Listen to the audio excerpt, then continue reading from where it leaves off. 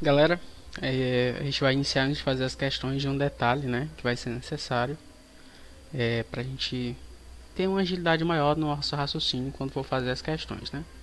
Eu falei para vocês que, por exemplo, no potencial, quanto maior for D, né, quanto maior for D, aqui ó, quanto maior for D, menor é o potencial, né, aqui ó, quanto maior for D, menor o potencial, tá, V1, D1.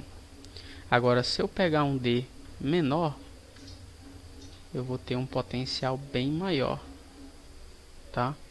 Para cargas positivas, tá? Essa regrinha aqui vale para cargas positivas. Mas o inverso dela vale para as cargas negativas. Então, por exemplo, se eu pegar o mesmo D1 aqui, ó, D1, eu vou ter um potencial negativo, claro, né? Mas um potencial pequeno, né? Então, em módulo, né, o potencial aqui é pequeno. Se eu pegar o mesmo D2 aqui, ó, mesmo D2, que não é o cantor, né, não é o rapper, eu vou ter um potencial V2 linha, V1 linha aqui em cima, né? Então, é a mesma regrinha, viu? Para carga positiva e negativa. Só que aí você sabe que aqui o potencial é negativo, né? O potencial é negativo. Ok, vamos passar. Então vamos começar assim, ó. A figura ao lado representa três condutores elétricos e algumas linhas de força entre eles. Se V1 e V2 e V3 são potenciais elétricos, os condutores podemos afirmar com certeza que, olha, aqui a gente tem que lembrar de uma analogia bem legal, que é a analogia com relação ao potencial no campo gravitacional. Então vou desenhar aqui um desenho, né? Então imagina uma pedra aqui, aí aqui tem outra pedra, né? Aqui assim, e dessa pedra jorra água, né? Tá jorrando água, chega, cai aqui e fica e sai no rio, né? Num reguinho, beleza. Então imagina aqui que tem uma altura, né? Tem uma, poxa, ó, eu tenho uma altura aqui, uma altura H.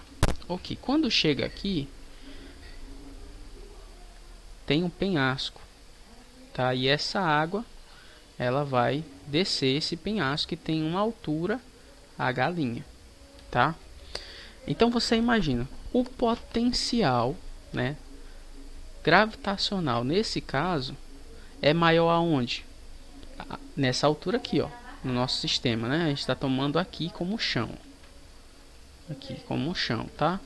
Então vamos botar aqui o nosso x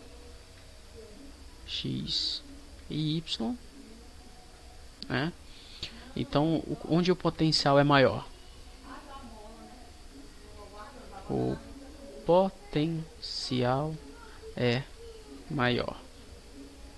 É aonde a altura é h mais h', né? Que é aqui, ó. Então chegando aqui, ela tem outro potencial, potencial gravitacional, acho que é mgh, né? E aqui a gente vai ter mgh'. Então aqui, esse potencial aqui, ó, o potencial no ponto A é menor que no ponto B, tá? E aí no ponto C é menor ainda, tá? O que eu estou querendo dizer assim, ó? Tô querendo dizer que olha o fluxo do campo elétrico, ele parte daqui do 2, ó. Aí vai por 3, aí vai por 1, né? Então, o que a gente quer demonstrar? Quer demonstrar que a regra é essa aqui, ó. O potencial em 2 é maior que o potencial em 3, que é maior que o potencial em 1, tá? Então, quais das opções? Eles são iguais? Eles não são iguais, então essa aqui já está errada. 3 é maior que 2? Não, né? Não. 2 é maior que 3? É. Então essa aqui talvez seja a nossa resposta. V3 é maior que V1? Né? Aqui Ó, se eu pegar o potencial em V1, né? Aqui eu botei, né? Mas é assim, na verdade, ó. Porque o fluxo, se você ver, ele segue por outro caminho aqui, ó. Né? Então, tá errado. Tá errado também. V2 é igual a V3, não é. Então essa aqui tá correta. Tá? É a letra C. Próxima. Opa. Aqui, ó.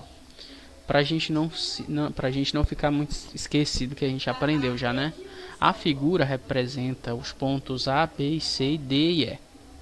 E duas cargas elétricas iguais dos pontos sinais opostos. No caso, todos os contidos no plano, em qual dos pontos indicados da figura o campo elétrico é mais intenso.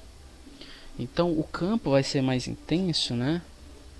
Porque assim, o fluxo vai vir daqui e entrar aqui, né? Então vai ser aquele desenho que eu fiz lá. E aí, né? Então o fluxo ele é mais intenso onde existe uma componente horizontal, tá? Então, como aqui vai ter um fluxo assim e depois ele vai abrindo, né? Ele vai abrindo assim, ó.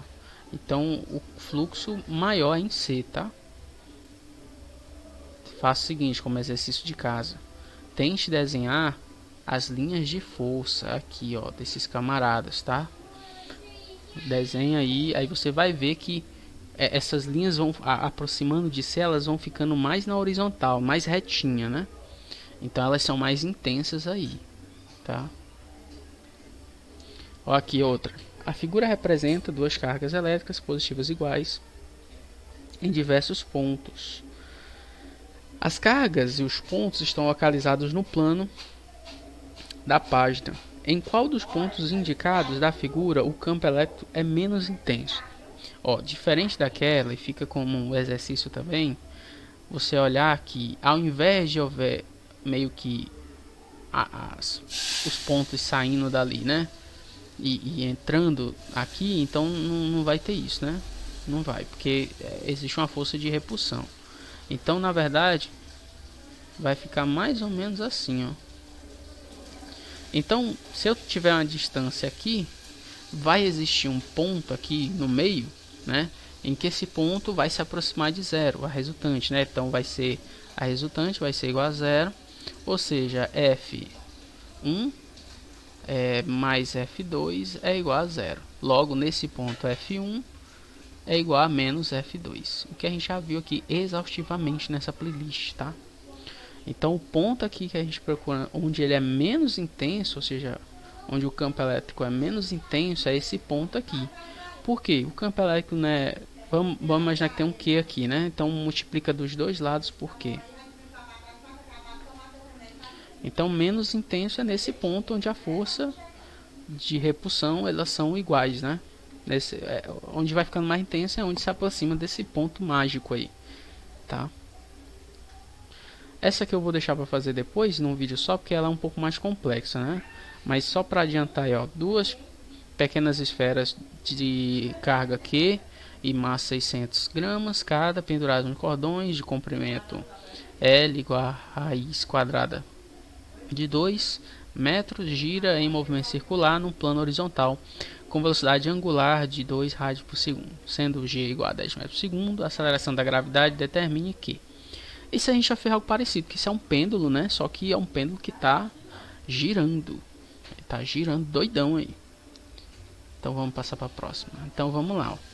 Essa aqui é interessante, porque essa aqui engloba tudo que a gente viu nessas aulas de potencial elétrico. A figura mostra as linhas de força do campo elétrico colombiano gerado por uma carga positiva. Aí ele dá o tanto de carga aí, que é 6 microcoulomb no vácuo. As circunferências de raio 3, 6 e 9 metros são superfícies equipotenciais. Com esse campo, o professor Renato Brito pergunta. Eu realmente peguei da apostila do Renato Brito. Então, o que a gente vai procurar aqui, né? A gente vai procurar assim, ó, quanto vale os potenciais elétricos em A e B. A e B, eles vão ter um potencial de A e um potencial de B, né? Então V de A é igual a o campo, né? A energia potencial sobre a carga. Então isso aqui você lembra que temos uma fórmula que é o K, o Q e a distância, né? O raio. E aí em A, a gente vê A vai ser igual a V de B. Aliás, o A tá bem aqui no início, né? Então é 3. O K vale 9. 9 vezes 10 elevado a 9, né? E a gente tem o Q, né? Que é vezes 6 vezes menos 6 Coulomb, né? Então é isso. Quando eu somar aqui em A, vai ser igual 6 vezes 9, 36 mais 36 dá 72, né? É 72? Deixa eu ver. 3 vezes 6 dá... Não, 3 vezes 6, 72, Thiago. Que é isso, professor? Então, dá 3 vezes dá 18, né? Aí, porque assim, ó, 3 vezes 3 vezes 3 vezes 2. Isso aqui é igual a 9 vezes 6, né? Então vai ficar 3 vezes 3, 9. 3 vezes 9, 3 vezes 9 dá 27. Então, 27 vezes 2 é igual a 14 vai 1, 54. Então, é 54 dividido por 3, né? Vezes, né? Vezes. Aí somos expoente, 10 elevado a 3. Então, V de A é igual a 18 vezes 10 elevado a 3, né? Potencial, se eu não estiver enganado, é medido em joules, né? Acho que é em joules. Eu vou verificar isso aqui depois, mas o que eu quero ver é exatamente essa parte de equipotenciais aqui, pra gente ficar sabendo, né? Então nota o seguinte, ó, V de A e V de B, aqui ó, e quanto vale a diferença de potencial elétrico A e B, né? Então veja que D tem o mesmo potencial de A, então V de A é igual a V de D. Então a diferença de potencial é igual a, aliás, em AB, né? É igual a diferença de potencial de dB. Tá? E essa continha você consegue fazer, porque a gente já encontrou aqui o V de A. O V de B, só você entender que o raio agora é 6, né? Aí fala, qual o trabalho total realizado pela força elétrica quando uma carga que é movida no percurso ACD? Então, deixa eu apagar aqui. Ele vem aqui A, C, D. Ó, A, C, D, né? Então esse é o... Olha, é 0. Porque ele volta. O trabalho aqui vai daqui, então realizou um trabalho. Só que ele voltou para um ponto equipolente. Então essa é a pegadinha. Entendeu? Essa é a pegadinha. Então vai ser 0. Eu vou deixar a letra C, a letra C e a letra D para vocês fazerem como exercício de fixação, tá? Então até mais. Próxima aula a gente começa em circuitos.